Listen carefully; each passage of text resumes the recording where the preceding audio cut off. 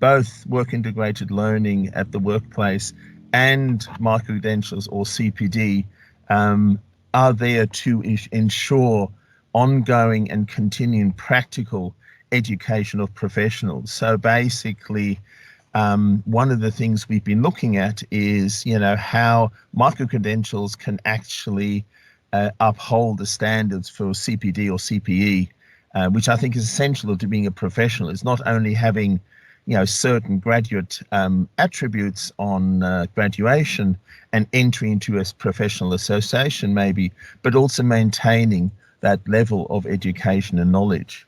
So basically, obviously, micro-credentials can actually, I suppose, have a positive effect and in some cases take the place of CPD, CPE, because they do have a capability framework because of their more formal approach. Because usually micro-credentials come out of the tertiary education sector, that basically, so that underpinning of a methodology and rigorous approach, underpins consistent and ethical standards. Also, because of the, I suppose, background of micro-credentials in academia, we actually find often there's, common ontologies, common languages that are valid across the various micro-credentials.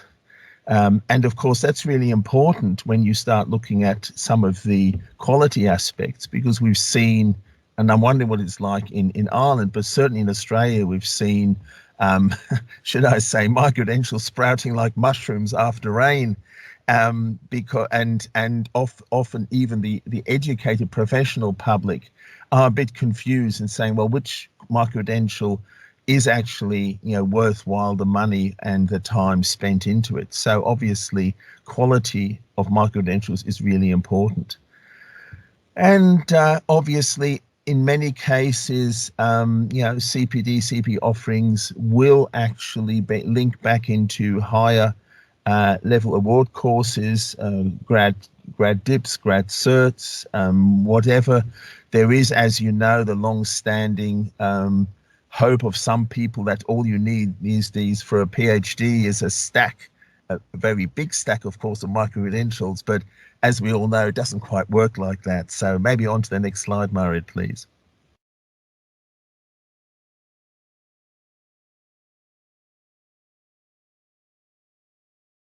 Okay, so then basically, if we go a little bit more deeply into CPD, CPE, obviously, we need capability frameworks to basically set the standards across, professional systems at the various levels, to make sure that the things are comparable, because the audience is actually quite broad. We're talking here from emerge people at the very beginning of their careers to probably fairly mature professionals who are at C-suite level, or maybe even being awarded a fellow of their discipline. So important to have consistent frameworks of capability.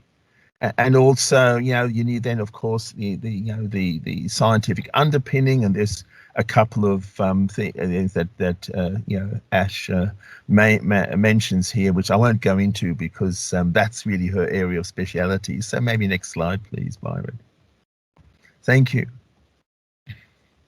So, of course, what we've found with some of the initial work we've done, with looking at how can we standardize CPD, CPE, using a micro-credential approach. Obviously, we need a common language. We need to deploy a common language. We have clearly defined criteria and multiple levels of achievement. So at the moment, and this is a development which we might be able to report at an event next year, Karina, Myred, we're about to launch our first micro-credential, which happens to be on professionalism and ethics. And we have 3 levels of achievement that is awarded for that micro-credential.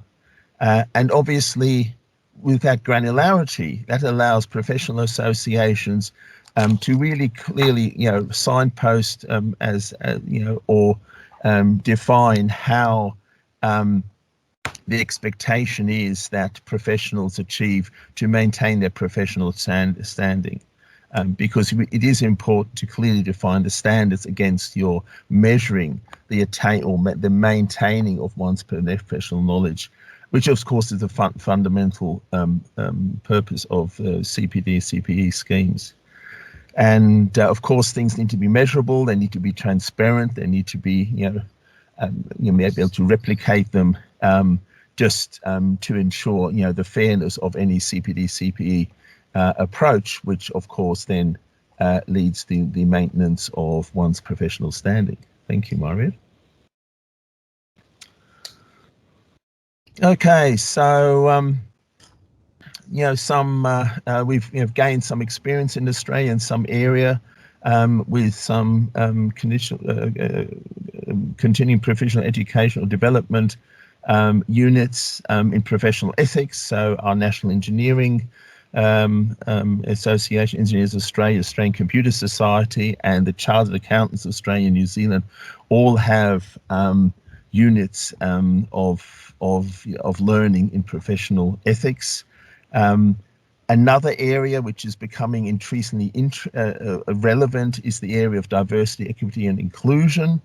While that may be, and I have to be careful here with my wording, but maybe in times past it was seen as a nice to have, there's now hard evidence, and I'm an economist by background, that the return on shareholder funds is higher if an organization deploys broad-based diversity and inclusion in rank and file.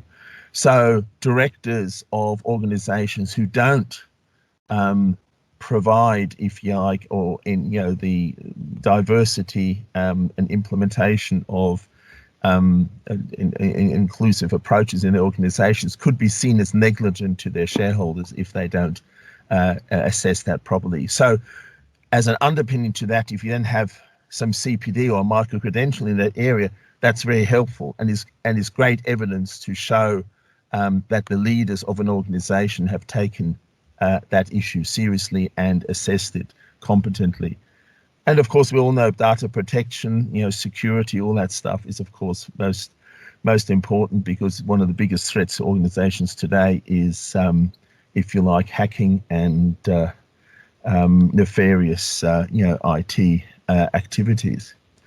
Thank you, Marit. Next. So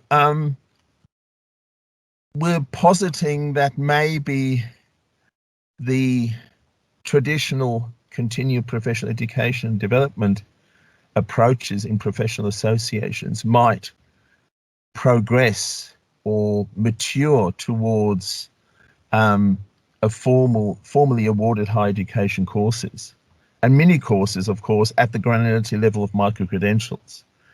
So, for instance, we have the Australian Qualifications Framework, and maybe, Karina, or could you just maybe translate that to the Irish equivalent for the audience? Yeah, that would be the National Framework of Qualifications, the NFQ, of which QQI is custodian. And I have to tell you, Klaus, you have 2 more minutes. I'm sorry to be strict with time because we're so lucky to have you speaking. That's fine. That's no problem at all. So basically, micro-credentials have been mapped in the Australian Qualification Framework, which is the equivalent. So that's part of also, again, making the achievement level transparent. So next slide, please. Looks like we're done. So maybe any questions or any final comments, please, maybe from the chairs of the session for me. What we might do is we'll move on to the next presentation. I think Dr. Lynn Ramsey is next, and we can take questions then at the end of the session. If anybody would like to enter. I might not be available due to the sort of ad hoc circumstances, so I don't know if either of you have a question for me. Otherwise, I will have to sort of commend you to the remainder of the program. Yeah, no, I think we'll let you go, Klaus, and thank you so much for stepping in. You're very good. What we'll do is we'll ask Ashley to record her slides, and we can circulate them to colleagues when she's feeling a little bit better. And we'll keep in touch. There's a few other bits and pieces that we were going to get updates on, but we can circulate them to colleagues in the meeting now. So thank you so much for accommodating us. You're very good. And thank you so much for both of you presenting at our recent event in Australia. And, you know, I think it's really heartening to see the collaboration between Australia and Ireland in these really important matters. So thank you very much. And thank you to the audience for your patience with me today. Thanks so much, Klaus. Talk to you soon. Bye-bye. Thank you. So, Lynn, you're ready to go. That's brilliant. So Dr. Lynn Ramsey, project lead on the micro-credentials project from the IUA, will now present. Thanks, Lynn. Thank you very much, Mairead, and thanks to QQI for the kind invitation to join in the session tomorrow.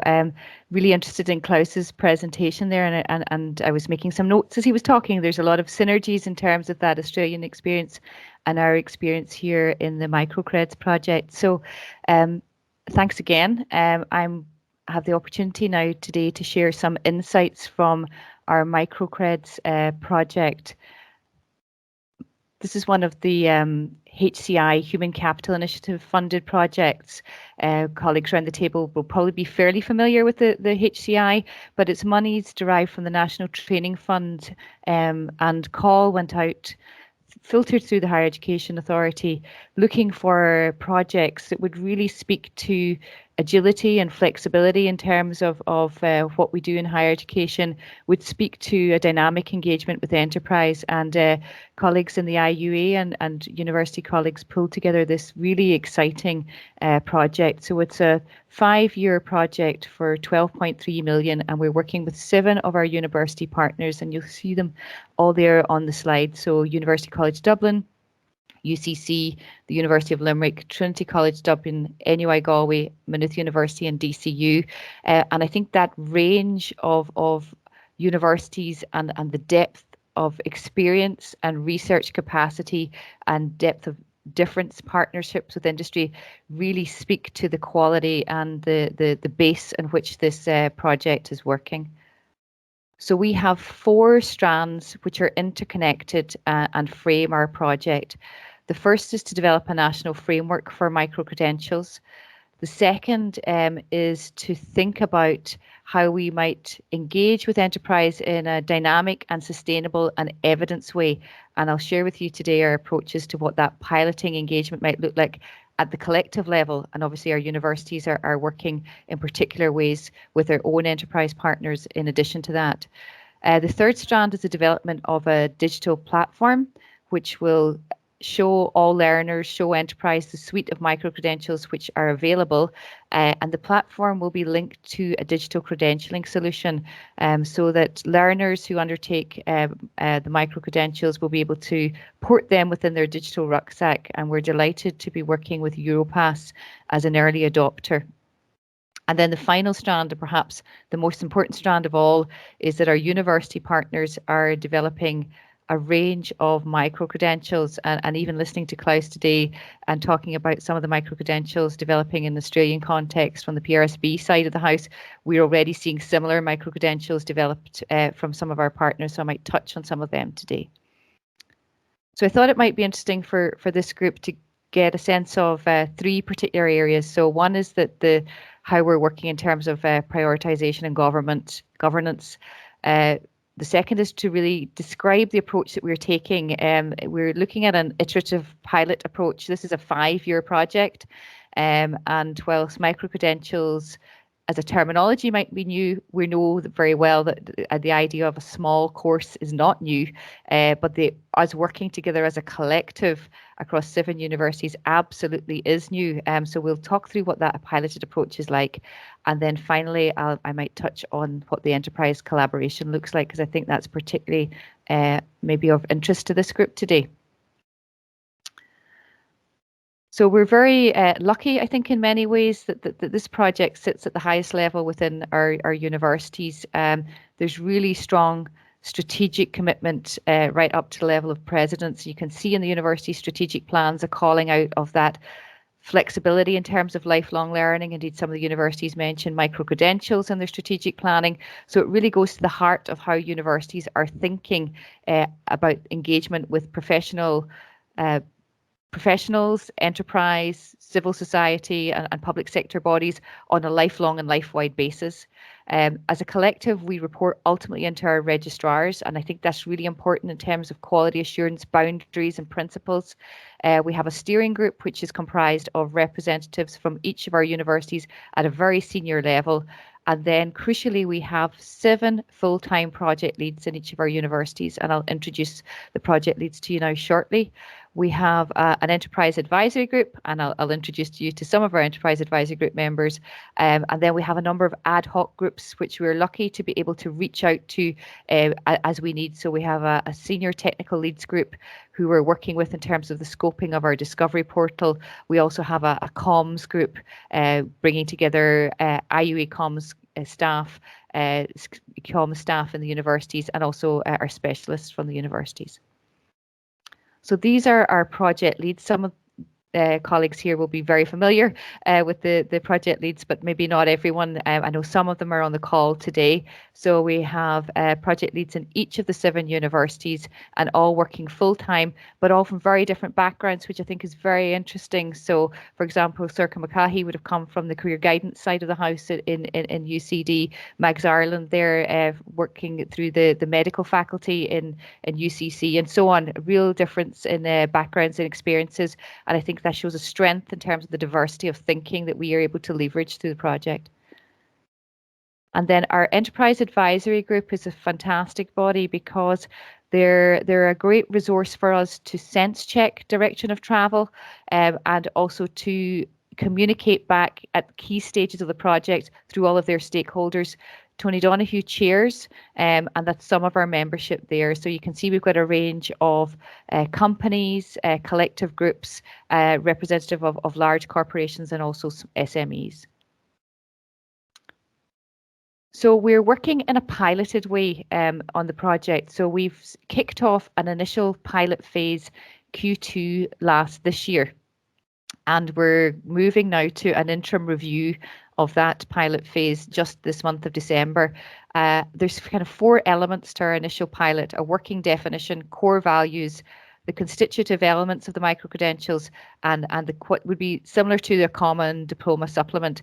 That 4th element we'll start to work on from 2022.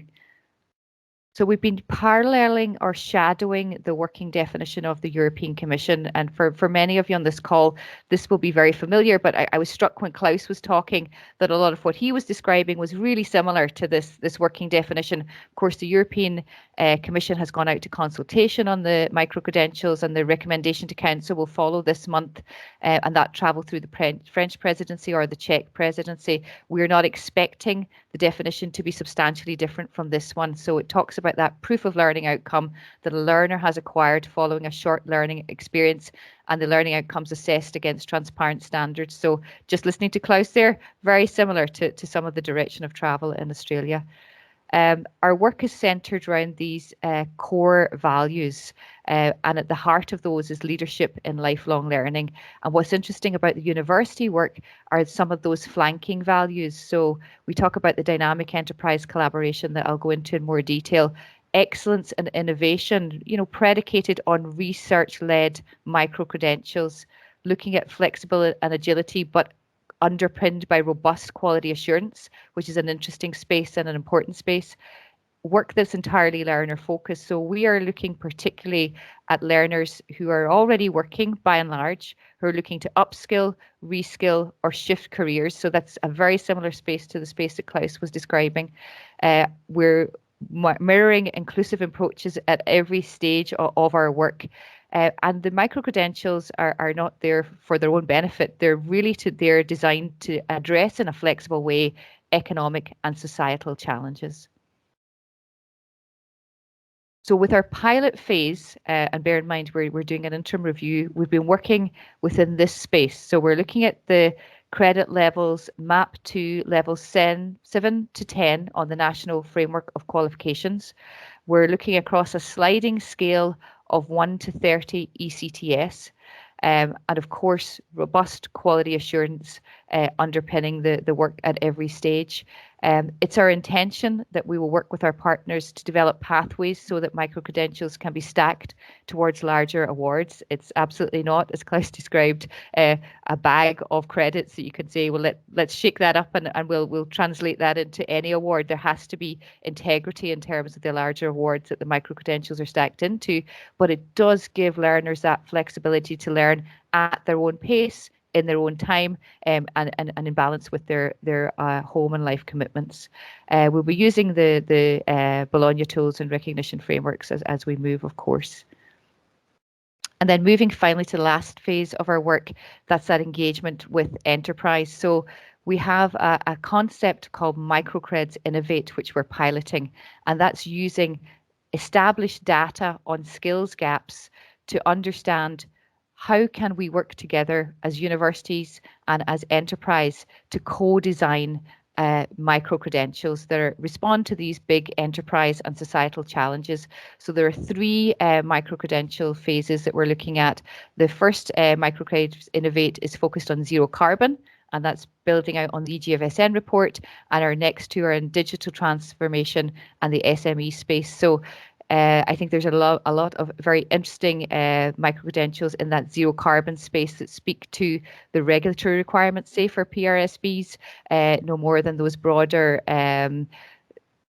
micro-credentials we see emerging. We have a really nice micro-credential coming out from UCC on EDI, just launched yesterday, in fact. So there's micro-credentials that cut across all of the PSRBs, but there's also discipline-specific ones, and I'm conscious of your time, Mairead, so I would just end there. Happy to take any conversations and questions. Please follow us on all the social channels, and that's my contact details, and also the contact details of Dr. Emma Francis, who's our project officer. Thank you. Thanks so much, Lynn, for that whistle-stop tour through the Microcreds project. So I'm going to move on before we take questions or any comments to Mary Lyons, who from Solace, and I think Kiva is going to share Mary's slides. So Mary's going to talk about engagement with industry and the skills agenda in the development of micro-credentials. Thanks a million, Mary. Good morning, everyone. Delighted to be here. Thank you very much for the invitation to join the meeting. As was said, I work on enterprise, employees and skills areas within Solace. So I have a strategic remit in relation to the micro-qualifications innovation, which has been highlighted in the recent developed further education and training strategy. If you'd like to move on to the next slide, that'd be great, thank you. So very much enshrined in that strategy is the commitment to embrace a flexible way of working, particularly in relation to the needs of people who are served by further education and training. And as you will know, we're talking about people who may have dropped out of school early. They may be returning to the educational sphere after work or home commitments. They may have not really had the opportunity to develop literacy or numeracy skills, and a wide range of learner profile, really, and we would serve over 300,000 people every year. But about 3 years ago, it was decided to take a particular focus, in addition to all of that responsibility, to actually look at the cohort of people who were working and had, I suppose, identified needs to upskill and reskill in order to maintain employment, to enhance their employment prospects, and to be able to avail of emerging opportunities in their careers, but also to sustain their families and livelihoods. And we developed a policy initiative called Skills to Advance. So in the strategy, there's very much a commitment to positioning education and training boards as a key resource for enterprise to serve those people who are particularly hard to reach. All the research shows that they're particularly difficult to reach, and they're the least likely to be offered enhanced career development opportunities by their employers, and they're the least likely to seek those opportunities themselves. So our task is coaching, and we are very much working with a whole range of partners in this particular need in the economy, but in society as well. So, and again, the focus on micro-qualifications is very much highlighted in the further education training strategy as a way of making access to those upskilling and reskilling opportunities that Lynn, and previous speakers was talking about, to make them more accessible, more flexibly available, and more inviting for people who, in most cases, don't even know that they need that particular opportunity to upskill.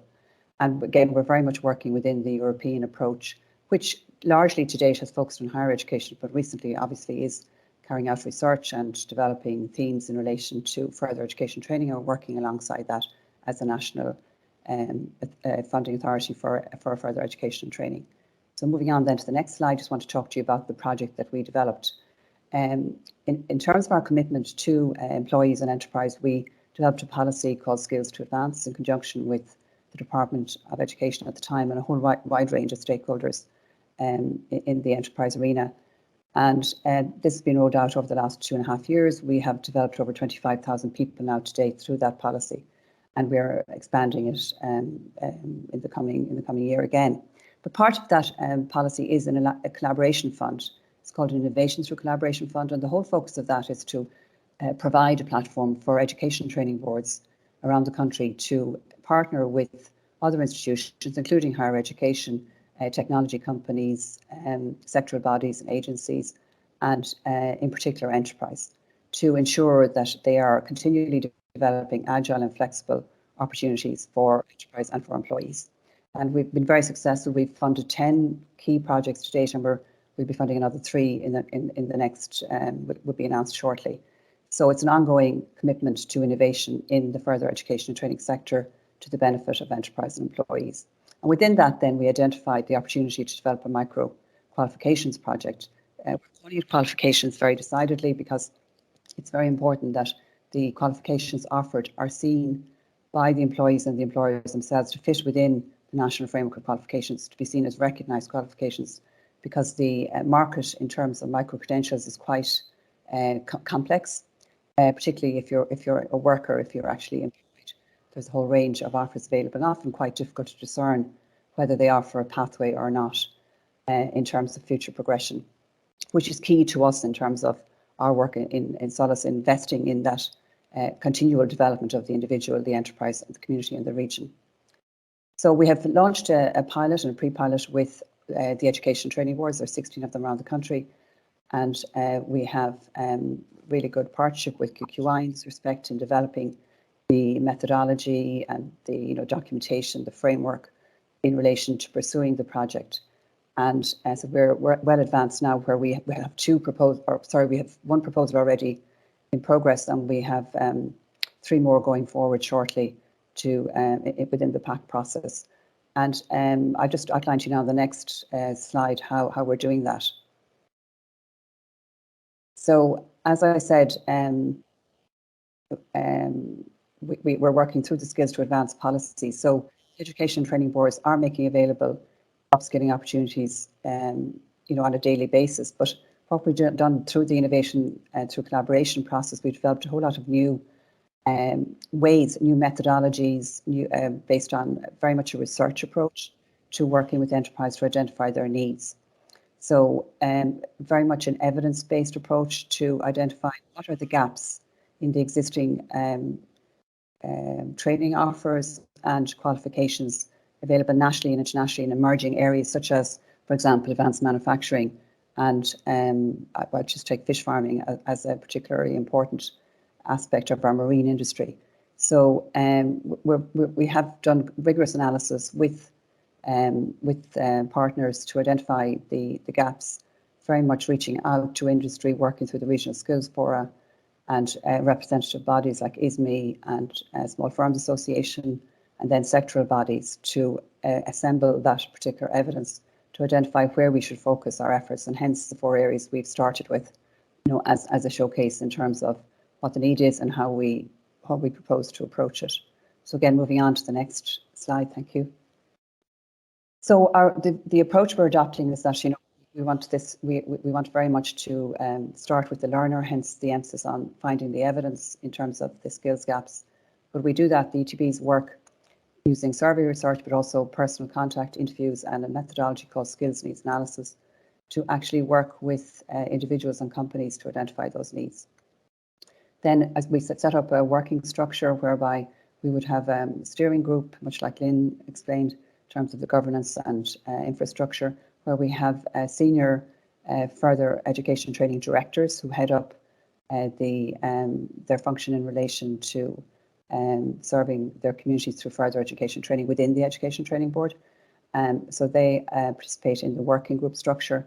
And then we set up both program design groups and promotions groups, because we found that due to the lack of awareness among individuals and enterprises of their needs, it's really important that we start ab initio in identifying how we can collaborate with our strategic partners to reach out and to communicate and to elicit engagement and then traction to actually embrace the learning opportunities and the micro qualifications in this case. The delivery methodology is very flexible and can be suited very much to individuals and to companies. And as I said, we're taking a very inclusive approach in that we're trying to reach those people who have a level 5 or below qualification in the workforce. However, we do cater for graduates. Many graduates are working in areas that are low skilled and need progression pathways, which we can offer through further education training to enable them to develop a career. And then, of course, as I said, micro qualifications are a key to enhancing access and flexibility because they offer the opportunity of incremental learning within the National Framework Qualifications. So they offer both the accessibility, but also the recognition that people who are working in low-skilled areas and who are trying to enhance their qualifications and their career prospects and progress, to higher level qualifications, many of them do progress into the higher education sphere, to ensure that they have access to qualifications which are valued nationally and internationally, to give that credibility to the micro training that we are developing. So again, moving on, thank you very much. To the next slide. So in terms of how we're engaging with industry, as I said, our focus is on the individual, but to work with the individual, we need to really develop our approach to working with enterprise to reach those people who normally aren't offered opportunities to upskill and reskill. And as I said, we've developed a methodology whereby 4 different sectoral areas or occupational areas, and we've identified, like Lynn, we've identified 3 key areas at the moment that we're working on. All of them are related to SMEs, because that's a particular focus in terms of the majority of people that we would cater for are working within those range of companies, but also to make up the vast majority of Irish industry. So we have identified, again, through our research, our labour market unit in Solace, to carry out a wide range of research on behalf of the National Training Fund, the Expert Skills Group, and underpins our planning for further education training. So we have identified, as in higher education, that digital and green are the 2 priority areas.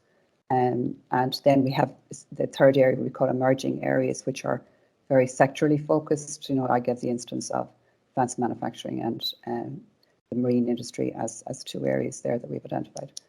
So it's very much a ground-up approach where the ETBs are very close to industry in their region, close to their communities, and can can scan the environment and feed up information to us, as well as the national research that is available to us as well through various resources, as I said. But then independently of that, we carry out our own research related to our specific micro qualification projects.